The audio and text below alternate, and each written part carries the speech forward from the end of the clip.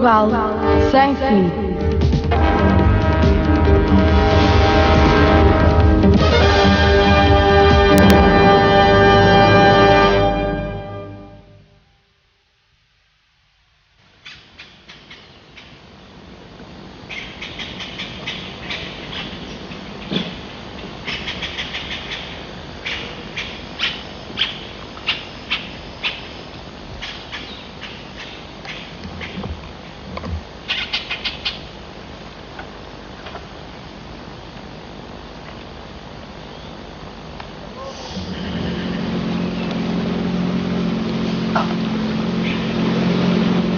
O que vos posso contar, senhor, é que o rio é abundante em pesca, os montes em caça, os ares em aves, os campos em messes, a terra em minas, e os naturais que a habitam em grandes habilidades e agudos engenhos para tudo o que lhes importa. E se não fosse a praga de mosquitos tão abundantes em muitas paragens, se poderia chamar a esta terra, à boca cheia, um dilatado paraíso.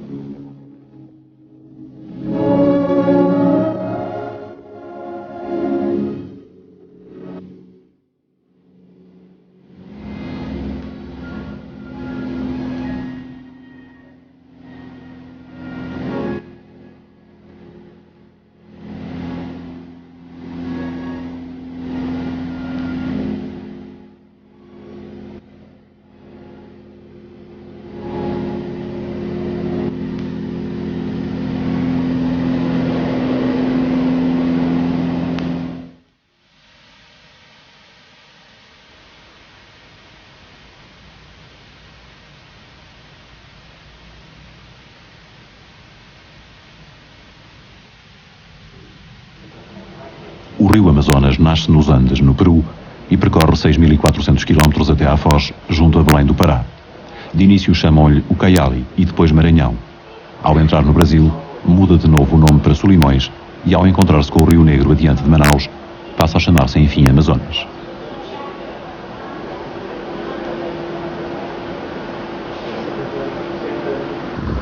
Com os seus milhares de afluentes e a sua largura, que chega a atingir 60 km de uma margem à outra, o Amazonas forma a maior e mais completa bacia hidrográfica do mundo.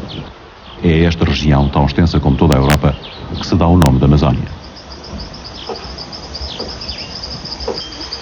Nos mapas portugueses do século XVI, a Amazónia figurava como o reino desconhecido, ou a terra dos antropófagos. As suas fronteiras foram as últimas do Império Português a serem traçadas.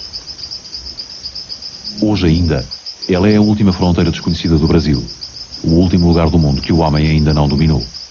No extremo norte da floresta suspeita-se a existência de vastos lençóis de petróleo. Na Serra dos Carajás extrai-se ferro e ouro, que dizem inesgotável. No Acre crescem ananases tão grandes que os animais enlouquecem só com o seu cheiro. De novo se fala nas fabulosas riquezas que a mata encerra a quem a conseguir vencer, sem a destruir. Mas nada é menos certo. Durante 5 séculos a floresta foi cemitério de projetos grandiosos, de visionários ou loucos. Desde o dia em que homens brancos, vestidos com armaduras de ferro, se lançaram rio abaixo, em busca do ouro e da glória.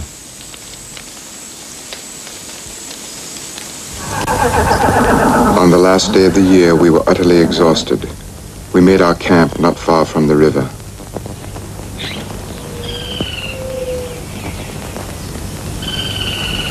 We can't go on any longer like this, man. Our rations are nearly finished. Em 1541, 9 anos depois da descoberta do Peru, os espanhóis enviam uma expedição comandada por Francisco de Orellana para explorar o Amazonas.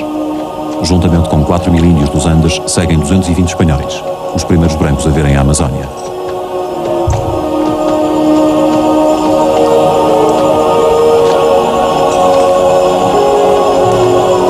The Indians we enslaved in the mountains are a mistake. The change in climate is killing them like flies, and we have no time even to give them a Christian burial. Os espanhóis viraram costas ao caminho do regresso. Era impossível voltar através da selva ou contra a corrente do rio. A meio da viagem foram atacados por índias a cavalo, as Amazonas. Assim o rio encontrava o seu nome.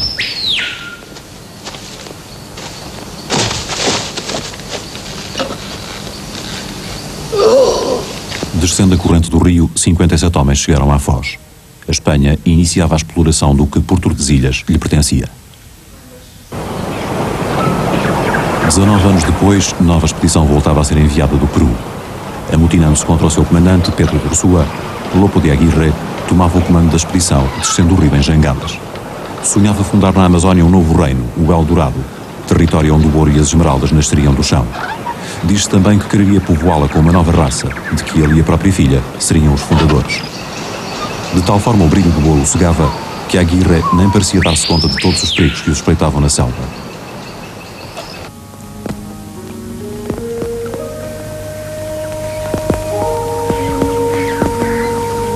The 1st of February. The men's morale is very low. I spoke about this with Aguirre. Thing turning out different than we expected. All we've seen is hunger, fear, and death. We are losing men, but we never see our enemy. Even El Dorado till now seems to be only an illusion.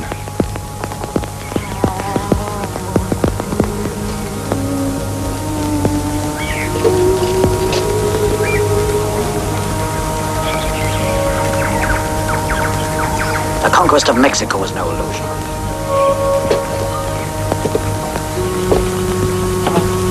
We saw 2 Indians.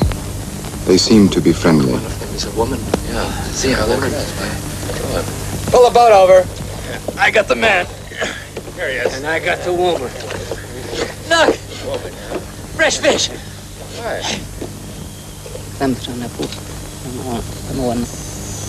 What's he saying? He says he's Ayagua. It was foretold that one day the sons of the sun would come from a long way, a great hardship to this land, and that they make clouds and thunder noise which they produce out of tubes. They have been waiting for the sons of the sun because here, on this river, God's work of creation is not yet finished. Look at this gold. Where did he get this? Where did you get that? Where did it come from? Huh? Gold. Gold. Ask him where he got that. Ask him where El Dorado is. Where does this gold come from? Manu say, Upatay?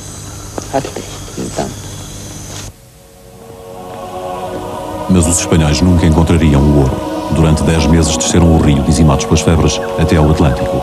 Daí, Aguirre escreveria ao rei: Deus sabe como saímos desse temeroso mar. A nova raça não chegaria a nascer, nem os espanhóis regressariam a estas regiões.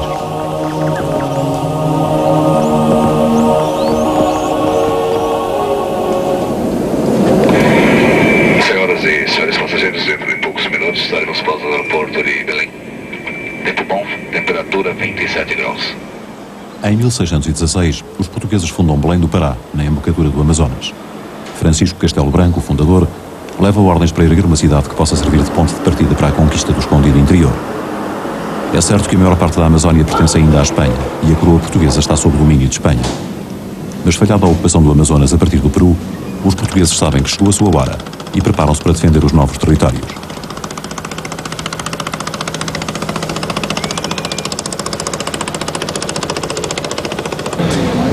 Rapidamente a cidade cresceria, apoiada num porto por onde se escoava todo o comércio da vasta região amazónica. O rio levava os homens e trazia de volta os seus produtos. A partir do porto de Belém, eles eram enviados para Portugal, fazendo a fortuna de mercadores e dos armadores do reino. Assim a Europa conheceria as especiarias da Amazónia, a que chamavam as drogas do sertão, cuja exploração era mais rentável que as da Índia.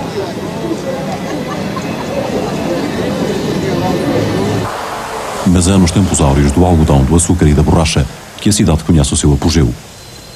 Surgem então os palácios que arquitetos italianos desenham, construídos e decorados com o que de melhor o dinheiro podia comprar.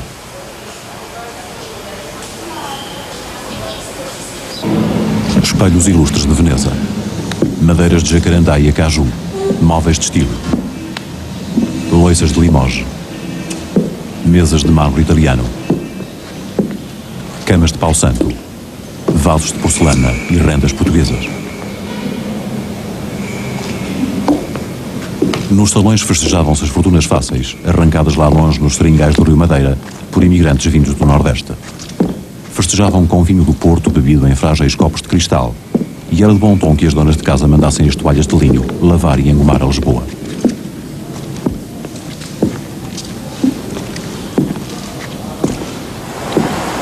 Toda a riqueza vinha do rio, que constituía a única via de penetração para o interior.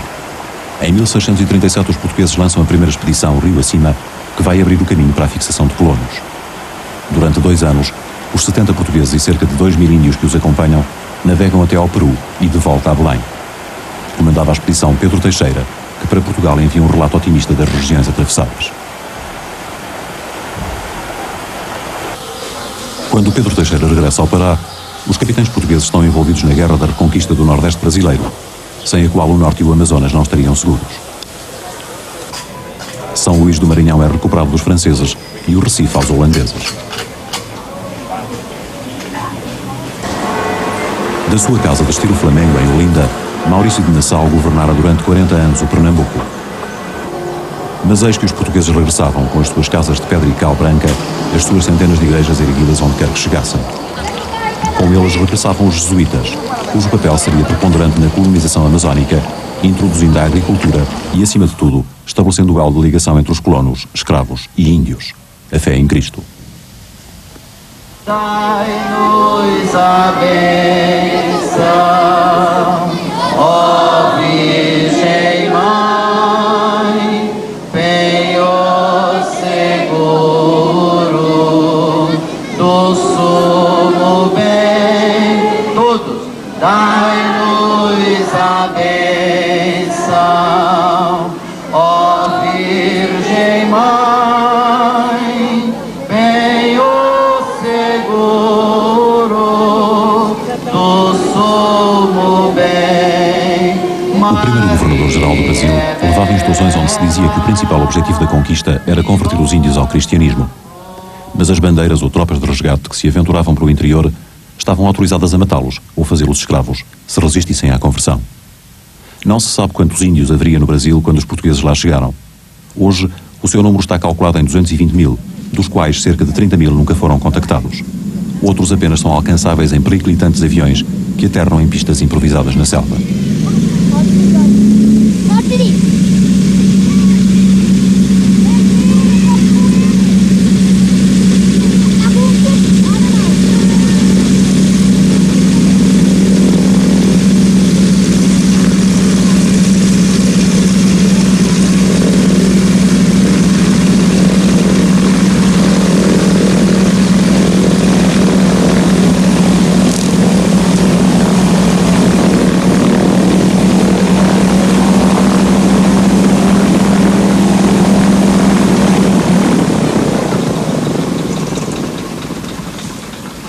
A chegada do avião com a equipe de reportagem provoca reações desencontradas nesta tribo índia dos Kayapó Xikrin, também chamados Xikrin do Cateté.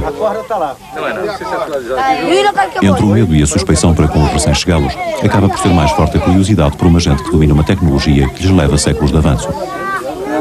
E como no tempo dos bandeirantes, o contacto entre duas raças e duas civilizações estabelece-se através daquilo que o branco tem à mão para oferecer.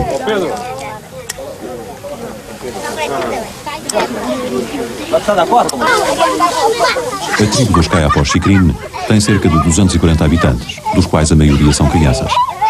Há 20 anos estavam considerados praticamente extintos e há 15 anos o seu número era metade do que é hoje. A razão para o aumento da população tem que ver com a mudança da tribo para a sua atual localização nas margens do pequeno rio Cateté.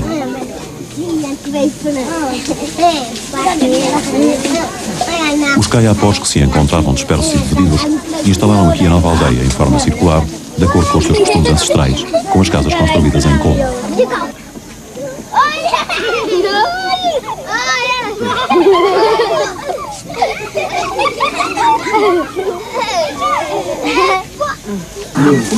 No centro da aldeia fica a chamada Casa dos Homens, onde só os rapazes que já passaram a cerimónia da iniciação e os homens adultos podem estar.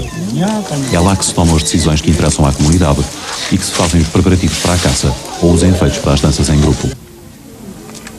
O milho e a mandioca são os únicos produtos agrícolas que os índios cultivam. Tradicionalmente arredios à agricultura, os índios da Amazónia vivem da caça e da pesca, que apenas pode ser praticada no verão, quando as águas do rio estão limpas. As tribos que, como os Kayapós, ainda estão num estádio primitivo, vivem em perfeita economia de subsistência. Do rio e da mata, tiram o necessário para viver, e é quanto lhes basta. Quando não estão a caçar ou a pescar, ocupam o resto do tempo em tarefas domésticas, como a feitura do cocar, executado com a delicadeza e a lentidão de quem nunca aprendeu a ter pressa. Os portugueses tinham imaginado poder converter os índios à religião católica e ao cultivo das terras. O Marquês de Pombal chegou mesmo a baixar um decreto ainda hoje revolucionário, concedendo a cada colono que se casasse com Índia um machado, uma foice, uma enxada e outros utensílios de lavoura. Mas nada conseguiu agarrar os índios ao cultivo das terras.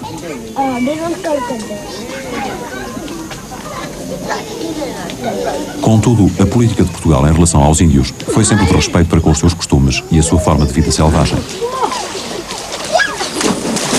É certo que muitas vezes as ordens recebidas de Lisboa eram ignoradas pelos colonos, o que causavam a indignação destes. Foi o que sucedeu em 1607, quando Filipe II publicou uma lei declarando o cativeiro dos índios como contrário ao serviço de Deus e à consciência dos homens. Por isso, mandei fazer esta lei, pela qual declaro todos os gentios daquelas partes do Brasil por livres, conforme o direito e seu nascimento natural. E assim os que já foram batizados na nossa santa fé católica, como os que ainda vivem em redios, serão havidos e tratados como pessoas livres. Não. Não. Ai,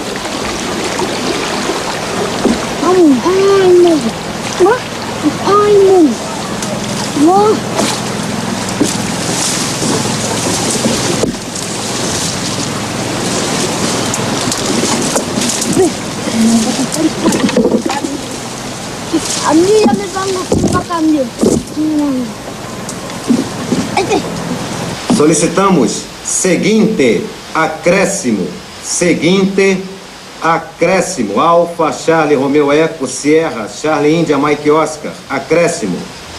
30. Terceiro nada. Frascos. MM, Mike, expectorante. Repetindo.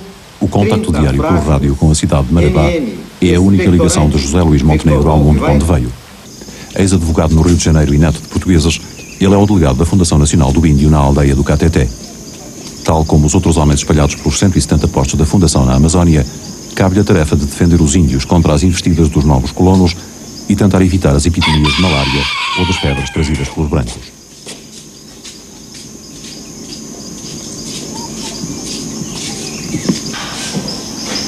Bom dia. Caneca? Cantou tudo? Cadê? Certo.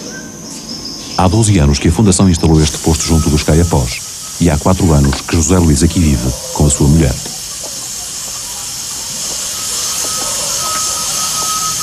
José Luís, o que é que pode passar pela cabeça de um homem para vir para aqui enfiar-se com a sua mulher neste lugar perdido do mundo inteiro? Bem, eu sempre gostei do modo como os indígenas se comportaram desde os primeiros estudos, desde a época dos primeiros estudos, tendo conhecimento da participação dos portugueses, do relacionamento com os índios, da amizade inicialmente, né, os primeiros brasileiros, os primeiros portugueses, e sempre admirei a conduta e a fibra do índio brasileiro. Você acha que os índios têm um comportamento em certos aspectos melhor do que aqueles que nós chamamos os brancos civilizados? Eu acredito que sim, e temos grandes exemplos da participação indígena, próximo mesmo à minha cidade, a uma cidade, Niterói, foi fundada por índio. O monumento principal na cidade é a estátua de um índio. Quanto tempo é que você vai ficar aqui na Amazônia? Eu gosto muito da Amazônia, né? Gosto muito da Amazônia e pretendo, enquanto eu tiver condições de trabalho, enquanto a comunidade indígena, por exemplo, aqui a comunidade Chiquim, me aceitar, eu pretendo continuar. Se eu sair algum dia, algum fator que, se depender da minha vontade, eu permaneço. Será por algum fator extra vontade. Você acha que esse modo de vida dos índios, com os garimpeiros todos, com as companhias avançando aí para a área indígena, acha que pode ser preservado durante muito tempo? Eu vejo como um fator assim degradante para o índio relacionamento com os garimpeiros. A aproximação tem se mostrado prejudicial, altamente prejudicial ao índio, porque ele não está preparado ainda para os avanços da tecnologia que é empregada nos garimpos, e é uma alta tecnologia, e ele não tem um preparo necessário, não entende, né? Já que entra também fator econômico.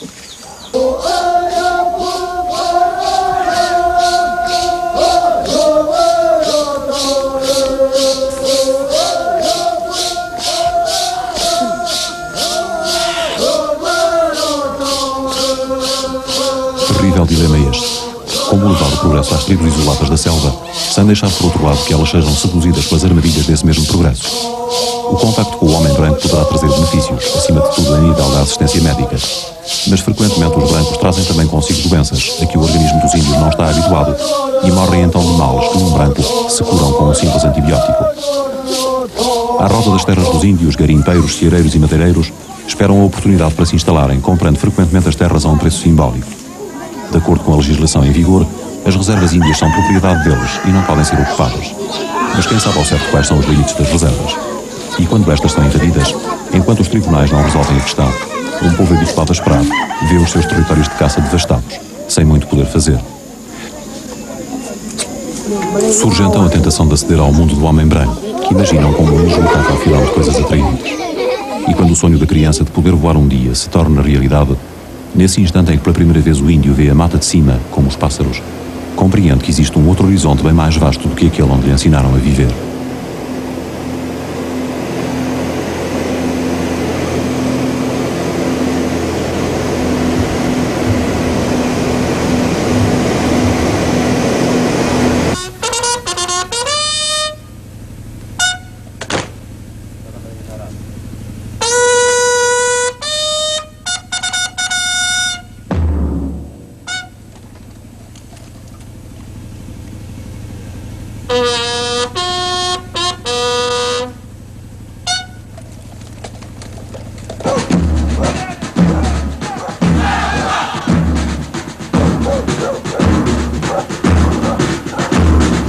Esse lugar aqui é uma terra longínqua, nós sabemos disso, mas é uma terra tranquila e a nossa missão aqui é defender a nossa faixa de fronteira. Defender as fronteiras da Amazónia é a recente política do Exército, na qual muitos veem novas ameaças aos direitos dos índios. Na região norte da Amazónia, em território que por lei pertence aos Yanomamis, o Exército concebeu um projeto denominado Calha Norte, destinado ao que dizem os militares a garantir a segurança e o desenvolvimento da região.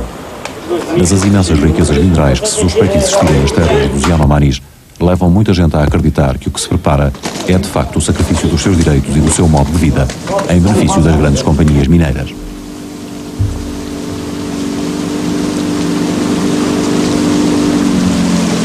A outra ameaça para os direitos dos índios vem do exército dos camponeses sem terra, que aqui acorrem, dizimados pela fome e as secas do Nordeste.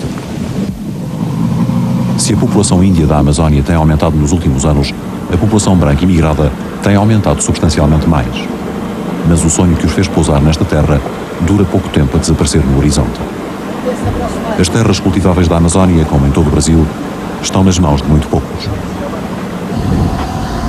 Redes de arame farpado guardam as fazendas de gado, mas não evitam os conflitos pelas posses das terras, que frequentemente são resolvidos a tiro. Fora das fazendas vivem os peões sem terra, em condições de subsistência miseráveis. Vivem isolados, igualmente desprovidos dos confortos do progresso, mas por ironia das coisas, são eles as mais das vezes as vítimas dos conflitos com os índios, cujas terras vieram ocupar. Quando a situação no interior se torna insustentável, eles vêm então engrossar a legião dos sem-trabalho das grandes cidades amazónicas, como Belém, Manaus, Santarém. Aí dividem os restos da abastança alheia com os urubus, cuja presença se tornou já familiar.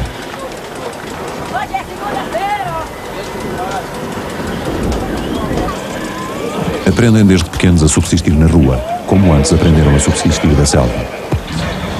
Na grande cidade, podem variar as artimanhas, mas no fundo a regra do jogo mantém-se. Sobrevivem. E certas coisas nem chegam a mudar substancialmente, como a pesca em canoa junto aos esgotos do Porto.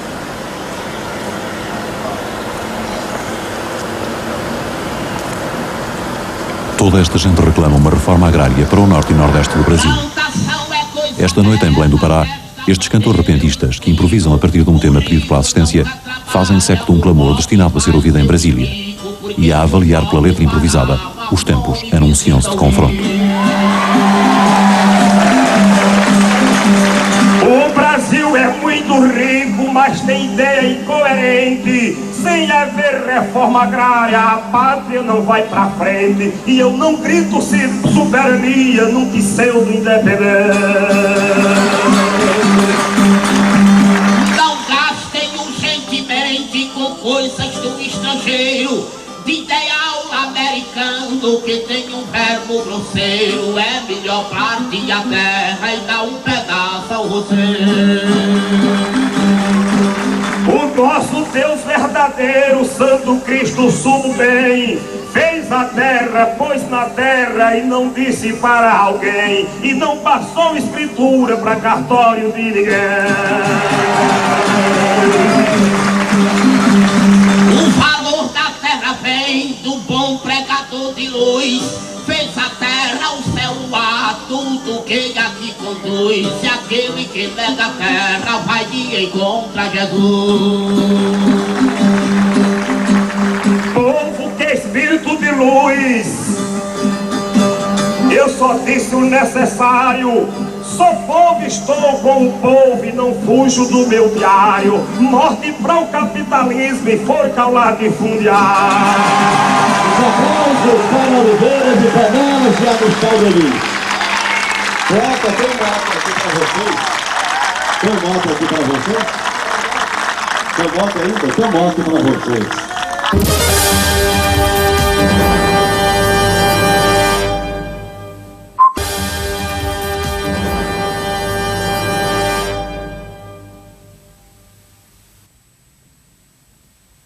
Se o Amazonas teve algum revolucionário, algum homem que tenha ensaiado uma reforma agrária, esse homem foi o Marquês de Pombal.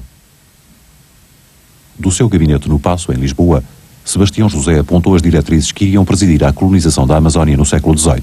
Não à mineração, à busca de ouro e esmeraldas, sim à agricultura.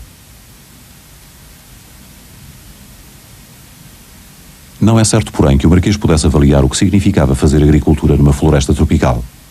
Durante toda a época das chuvas, que demora 6 meses, os campos ficam alagados, os rios transbordam, as colheitas são devastadas.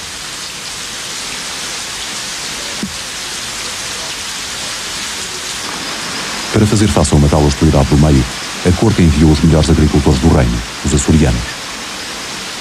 O Marquês organizou as viagens às expensas do erário régio, determinou os locais onde se deveriam instalar, arranjou tropa que os escoltasse e chegou ao ponto de redigir a emenda das refeições que lhes deveria ser servida durante a viagem. Os novos colonos foram instalar-se junto aos rios para maior facilidade de comunicação e de subsistência. Tinham a seu favor as terras, as sementes e as alfaias que o governo lhes dava. Tinham contra si tudo o resto: a serração da mata, os assaltos dos índios, dos animais ferozes, das doenças. Dos Açores e de Cabo Verde trouxeram os bois, dos quais nasceu a pecuária na Amazónia. E trouxeram também instruções do Marquês, para trabalharem como estavam habituados a fazê-lo nas suas ilhas.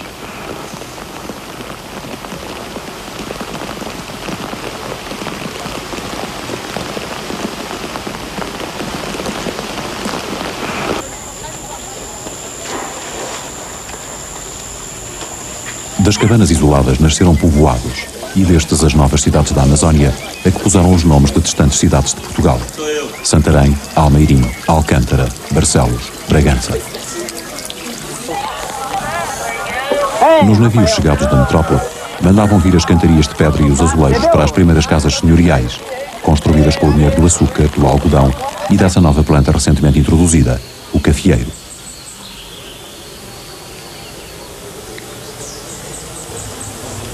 Mas apesar das disposições da coroa e dos esforços de governadores e capitães, os portugueses não tinham conseguido converter os índios à agricultura.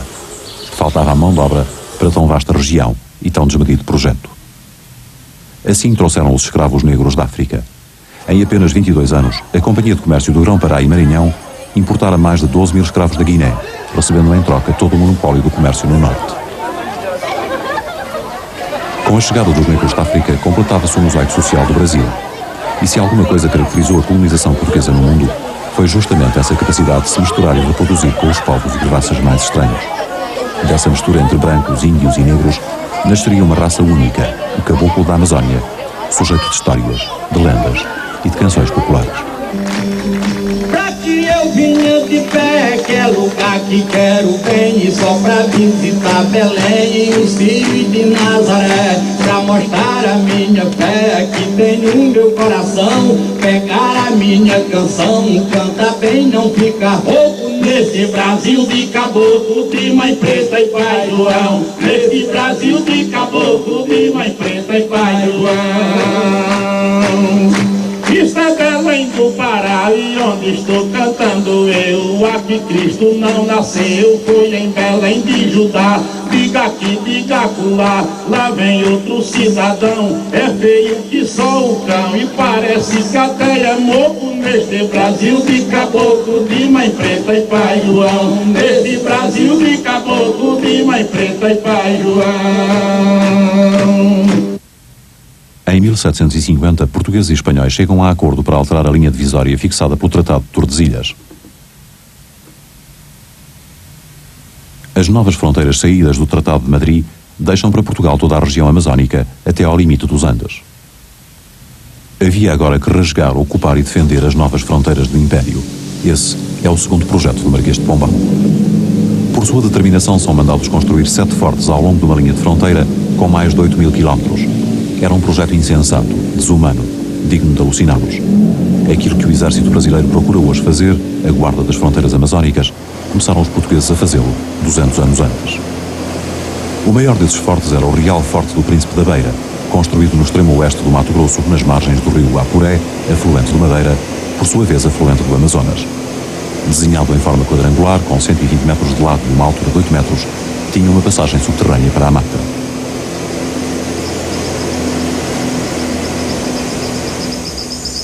O local foi pessoalmente escolhido por Luís de Albuquerque, governador do Mato Grosso, que ordenou o início da sua construção em 1776. A grandiosidade do projeto em local tão remoto levou o Marquês de Pombal a desaconselhar a sua edificação. Obstinado, porém, Luís de Albuquerque iniciou as obras sem autorização do ministro, mandando gravar uma placa na primeira pedra colocada com a inscrição: "É serviço de Portugal, faça-se". A construção em alvenaria de pedra demorou 7 anos a ser concluída, tendo os portugueses trazido pedras e partidas de cal de Belém, rio acima, num percurso de 5.000 quilómetros de distância.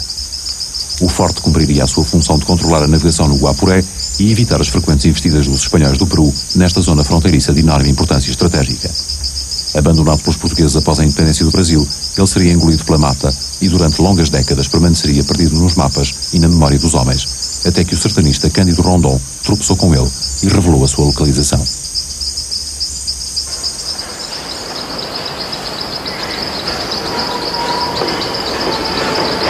Poucos anos antes, fora feita uma descoberta na Amazónia. Um padre jesuíta aprendera dos índios a existência de uma nova árvore que produzia um leite viscoso, o látex. Chamaram a esta árvore a seringueira e 100 anos depois, ela ia estar na base da segunda revolução amazónica. A epopeia da borracha, obra dos seringueiros vindos do Ceará e de outros estados do Nordeste, iria transformar por completo a economia local. Golpeada segundo uma técnica particular, a árvore que chora faria fortunas de um ano para o outro.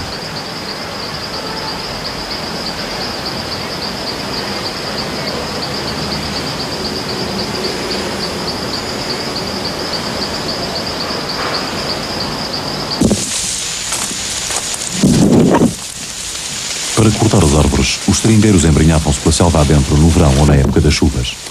Cada homem tinha a seu cargo uma porção do seringal, na qual vivia isolado 6 dias na semana, exposto aos ataques dos índios, às mordeduras mortais das cobras, à malária e à febre amarela. Ao domingo, traziam o látex extraído à fazenda e era-lhes creditado o seu salário, em função do que tinham recolhido. O produto do seu trabalho era enviado para Manaus e daí iria exportado sob a forma de bolas de borracha para o mundo inteiro, ansioso pela nova matéria mágica. Manaus, que os portugueses tinham fundado 200 anos antes, em pleno coração da selva, passara de repente de um povoado adormecido para o centro económico do Brasil. Em troca da borracha, tudo se importava do estrangeiro. Onde crescia mato, plantavam-se agora jardins. Onde havia cabanas, construíam-se palácios.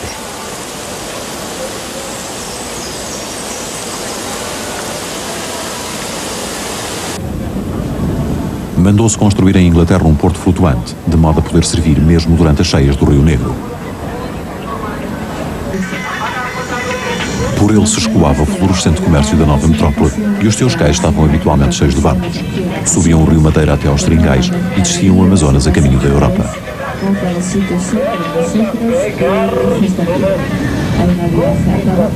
O novo sangue da cidade eram agora as trocas comerciais que o dinheiro da borracha financiava.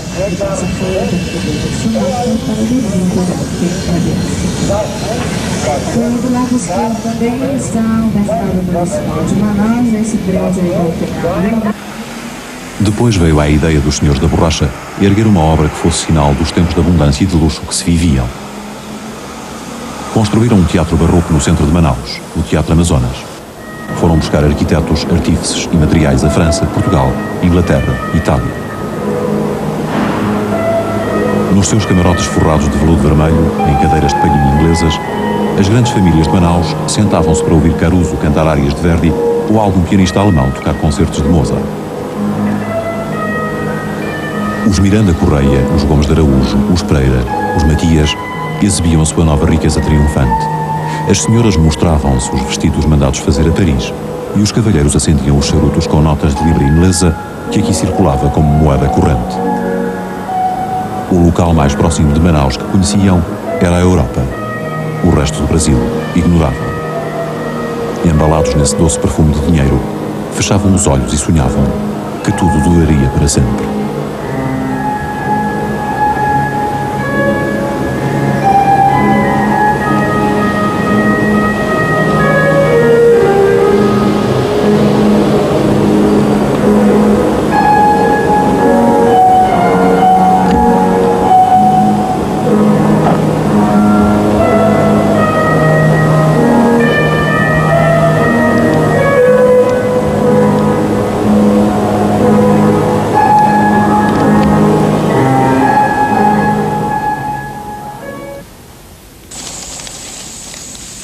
Porém, as febres amazónicas são sempre intermitentes.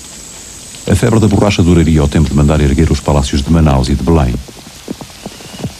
No início do século, umas árvores transportadas clandestinamente para a Malásia desenvolver-se-iam de tal maneira que as cotações da borracha nos mercados mundiais entraram em colapso. As fábricas de Manaus começaram a fechar, os seringueiros foram despedidos aos milhares, a anterior prosperidade se deu lugar à descrença e à ruína. Os senhores da borracha começaram por vender as loiças, as joias, as sedas. Em breve abandonavam tudo, deixando para trás os seus palácios desventrados, espécie de monumentos mudos a uma época de sonhos, que afinal não durara toda a eternidade.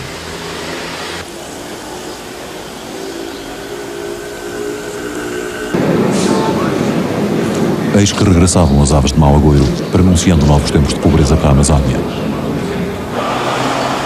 Rio abaixo, voltavam dos seringais, desocupados, os que haviam feito nascer as cidades. Manaus e Belém, que a febre da borracha tornara prósperas e levianas capitais da selva, adormeciam agora na ociosidade de um sono intranquilo de quem não soubera preparar os dias sem abastança. No porto de Belém, os navios acostados já não navegavam para lado algum. A espera, essa filosofia amazónica, recuperava os seus direitos.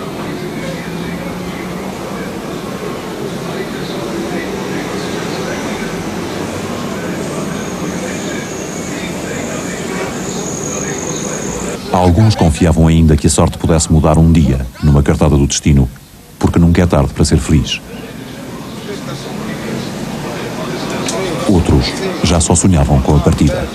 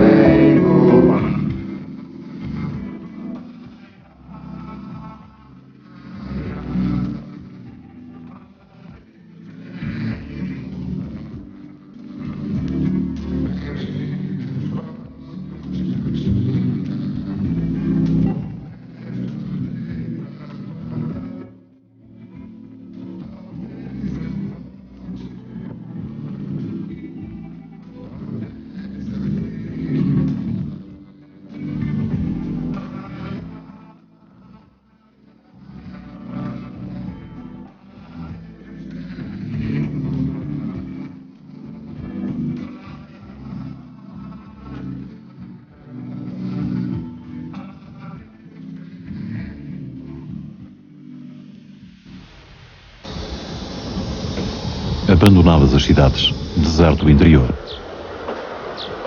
A imigração fazia-se agora ao contrário. Já ninguém acreditava que a Amazónia voltasse a ressurgir um dia.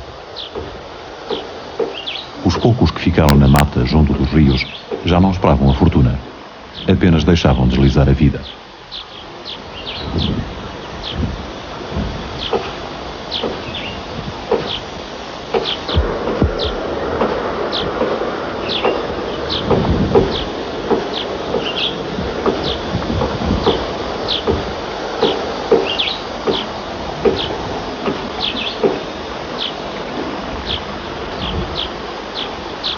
Durante 70 anos, o Amazonas dormiria um sono profundo, como se o homem branco tivesse enfim desistido de vencer a selva e se conformasse de vez numa paisagem familiar e imutável.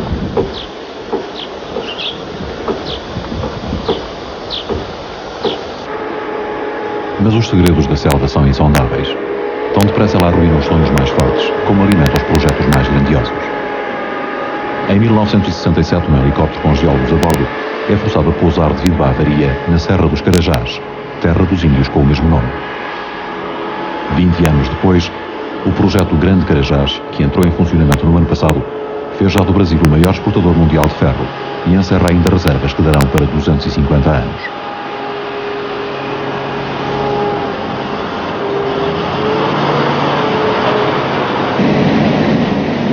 Extraído à superfície, como tudo na Amazónia, o ferro tem um altíssimo teor de pureza, mas não é o único minério detectado nos 420 mil hectares do projeto, uma área do tamanho da Bélgica. Também o cobre, alumínio, bauxite e manganês começarão a ser explorados em breve.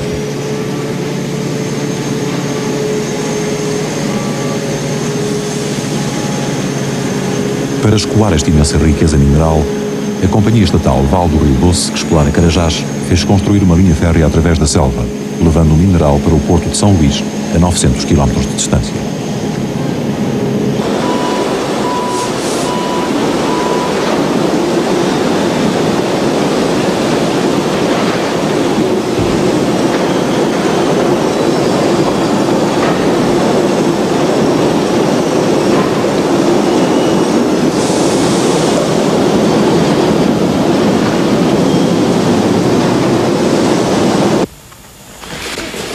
Boa tarde. Viva. Tudo bem? Miguel. É Marcos. Manuel da Silva Chaves, nome do... Nós somos da televisão portuguesa, de Portugal. O quê? Vão conhecer a Serra Pelada de pertinho? Era, se pudesse ser. Positivo. Positivo. Fazer só uma fichinha de controle. É. Deixa eu encostar o carro ali, então, Tá. O carro vai até encostar. Tudo bem. Obrigado. Muito obrigado. Alguma coisa, João? Para chegar à lendária Serra Pelada, tem de se passar nos controles estabelecidos pelos próprios garimpeiros e viajar durante horas numa picada, que é a única estrada existente.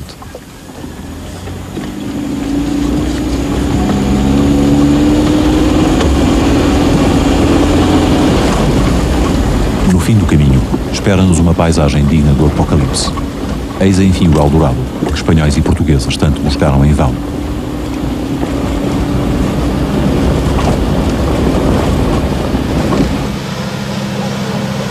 Um imenso buraco circular aberto na serra atesta o esforço titânico de milhares de garimpeiros escavando a terra durante 6 anos para extrair o ouro.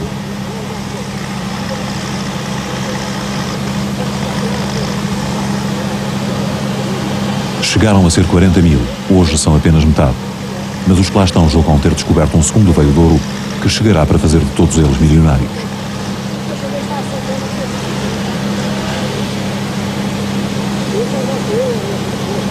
Os homens-formigas, como lhes chamam, fizeram as suas próprias leis aqui na Serra. Estão organizados numa cooperativa que vende os lotes ou barrancos a explorar, sorteando-os entre os seus membros. Os que não têm dinheiro para comprar um barranco associam-se a caiutanha, recebendo uma percentagem do ouro extraído em troca do trabalho que fizerem.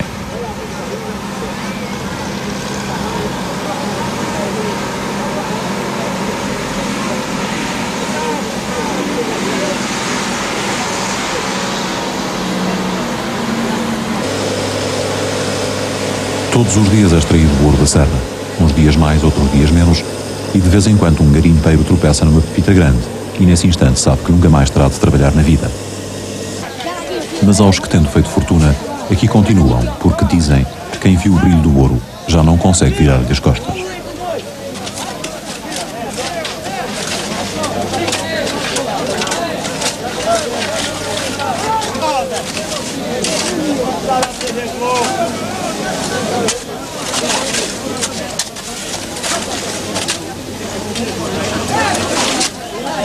A serra está cheia de lendas e histórias dessas, e também de episódios em que os homens morreram soterrados por algum imprevisto desabamento de terras.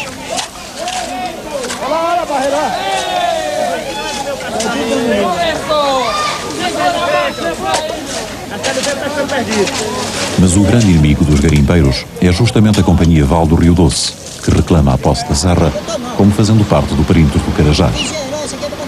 Há muito dinheiro à vista no fundo deste vale, e os homens da Serra Pelada estão dispostos a bater-se por ele. Há muita gente aí a cobiçar esse vale por causa do ouro. Os garimpeiros vão deixar isto? O garimpeiro não sai daqui de jeito nenhum. Já demonstraram isso há muito tempo. É um povo que sofreu muito. Eles baixaram essa serra aqui, eram quase 200 metros mais alto do que isso aqui. E sofreram muito sem apoio do governo, sem apoio de ninguém. Então eles não saem disso aqui, é um direito que eles consideram deles e é deles, é um direito adquirido. Não abandonam de jeito nenhum. De forma alguma, vão continuar aqui para sempre. Vamos continuar para sempre. Esperamos que o governo, no momento, se sensibilize com o nosso caso aqui. E se o governo não se sensibilizar? Isso aqui poderá dar muitos problemas, muita dor de cabeça para o governo, porque se consideramos um desaforo dentro de certos escândalos financeiros que houve do nosso país, onde governos dão empréstimos a favores para certos cidadãos para beneficiar coisas que não dão proveito nenhum para a nossa nação, que o governo não se sensibilize. Acreditamos que esse novo regime, esse novo governo, se sensibilize e faça pelo menos um rebaixamento de uns 4, 5 milhões de metros cúbicos para solucionar o problema dessa pobre gente que tem demonstrado que são bons brasileiros, bons patriotas e tem vontade de trabalhar e vão dar produção se o governo ajudar um pouquinho. E se o governo tentar expulsá-los da Serra Pelada, os garimpeiros garantem que pegarão fogo à mata e a Carajás e que farão frente ao exército a tiro, como o fizeram com a polícia estadual, expulsa daqui.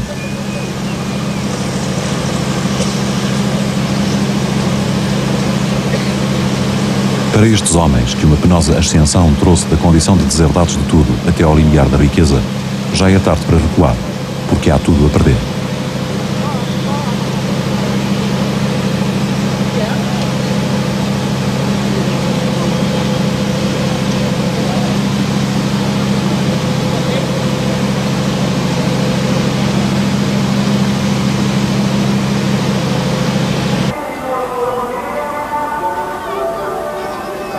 Só em 1987 as mulheres foram autorizadas a entrar na serra acompanhando os seus maridos. Mas as bebidas alcoólicas e o jogo continuam proibidos pelos próprios garimpeiros.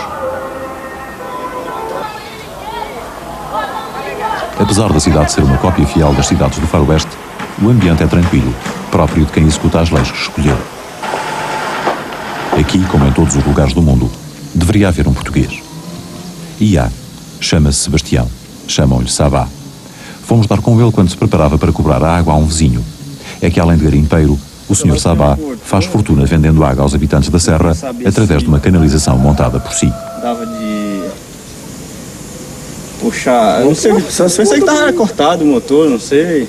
Eu não fui no motor agora não, agora é que eu vou para lá. Mas quem sabe não funcionou. É, né? Sr. Sabá, posso conversar consigo um bocado? Pode. Sou português. Você também? É. De onde é que você é?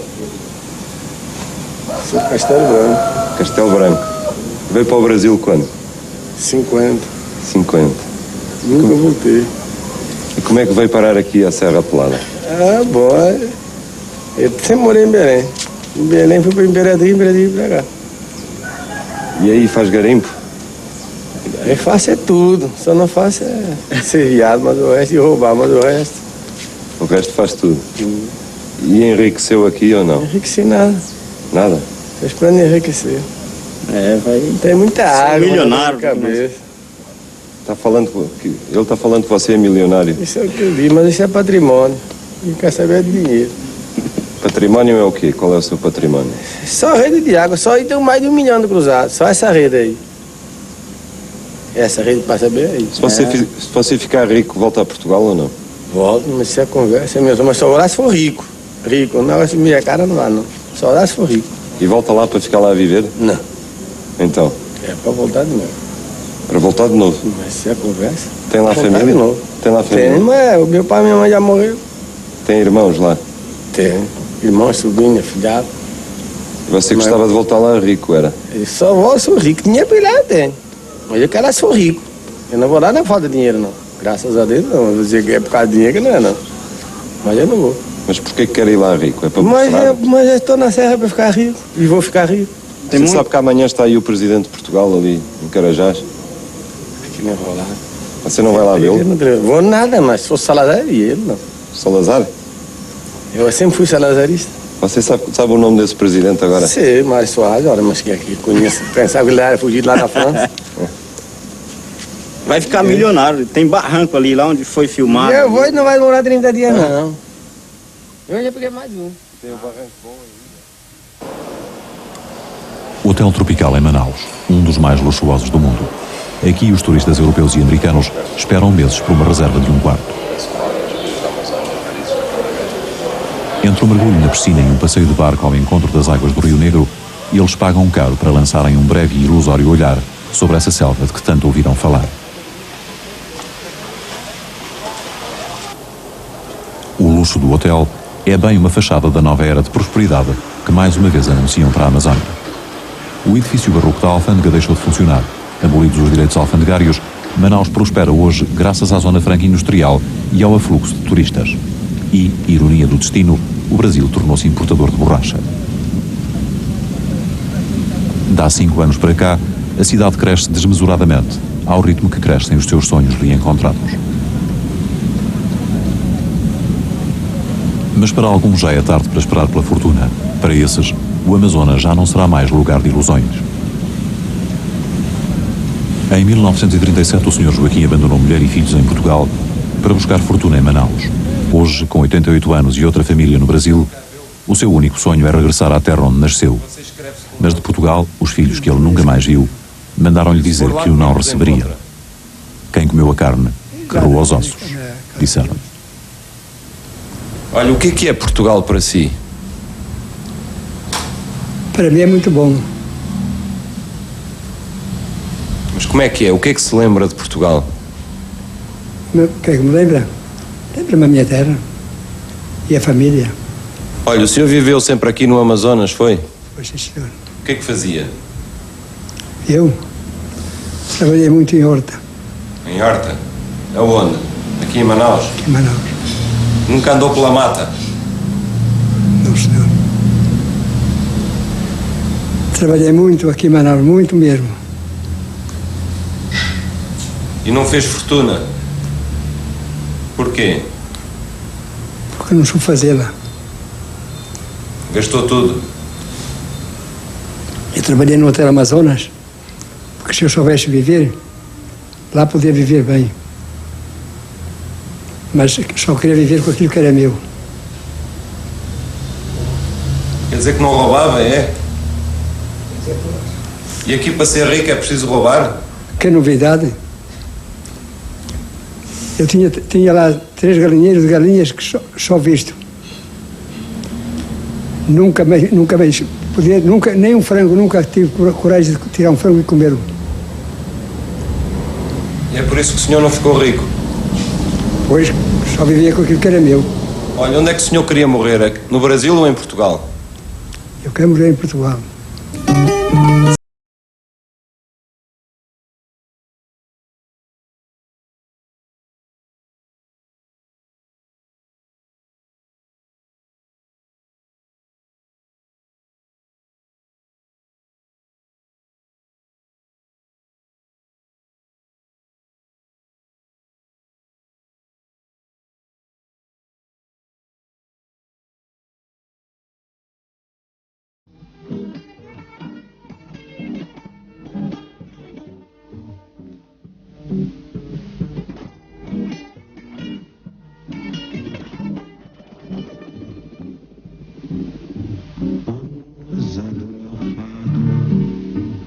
A minha imagem fez